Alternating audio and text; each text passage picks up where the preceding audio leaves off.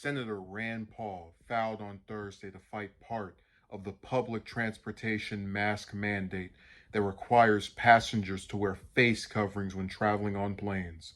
When the Senate returns to session, I will be introducing an immediate repeal of the mask mandate on planes. Paul wrote on Twitter. Enough, he added.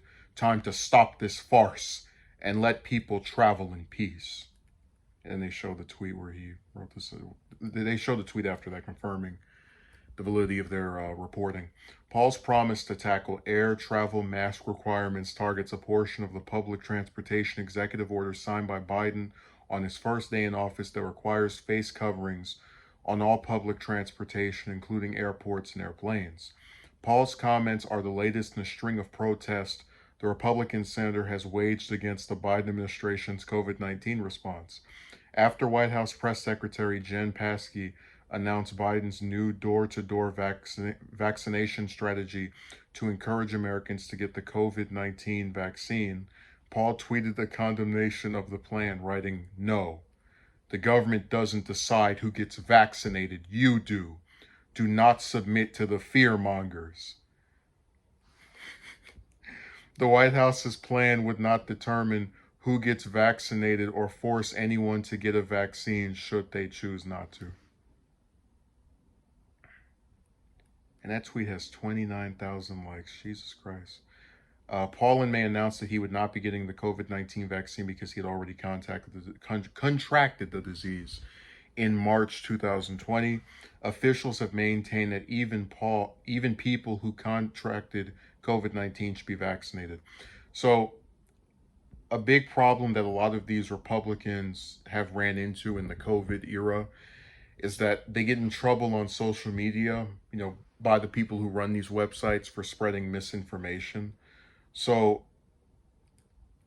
I understand that when you're part of the opposing party, you typically are against whatever the president has, but this article makes a point of mentioning that the White House plan of getting people these vaccines, encouraging them to, the door-to-door strategy, was not a mandate. There's a mask mandate, but there's not a vaccine mandate. And he says, the government doesn't decide who gets vaccinated, but the government's not deciding who gets vaccinated. If they did, they would tell Paul, who admitted he's not getting the vaccine, that he must get it. But they're not. They're suggesting that he do it.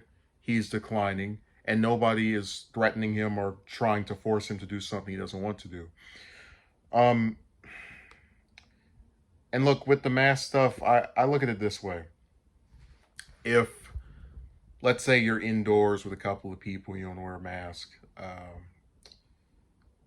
Obviously, if you go to a restaurant, movie theater, certain stuff you can do without wearing them. But I don't see where it's a bad thing or something to be opposed to have masks in areas of public transportation.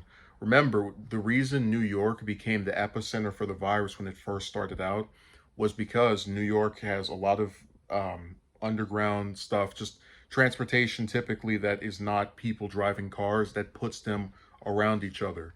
So I feel like this is him basically indirectly causing, if this were to take effect and they repeal the mask mandate, in public transportation, I think it would just spread the disease all over again. And this is a problem that we've had with the virus since it started, that every couple of months things get a little bit better and then people start going nuts. They say, oh no, we don't need any more protections. That's enough. That's it. But I really hate him being opposed to this is whatever. But when he says, let people travel in peace. And it's like, okay, the mask might be uncomfortable because I know that when I've had it on in some instances for like an hour or two, I start sweating and it's not exactly the most pleasant thing to have on, but I don't see how your peace is disrupted by wearing something that's supposed to protect everyone around you. That's why I said the framing of this stuff is insane, the misrepresentations. And then when they get in trouble over it, they start talking about censorship.